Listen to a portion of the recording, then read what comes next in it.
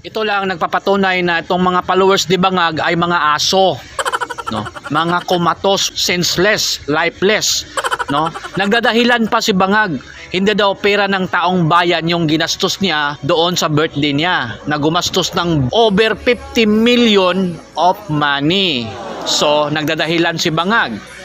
You have all the resources, you have all the money from the people, tapos nagpapagastos ka. Sinong lolokohin mo? Ang mga tanga at mga aso na mga followers mo? Ha? Naghihirap yung bansa natin. Grabe yung sobrang mahal at wala kang nagawa. Ngayon, nag-happy-happy ka sa birthday mo, gumastos ka ng over 50 million pesos, habang yung mga kababayan natin ay nagugutom. And that is impeachable offense.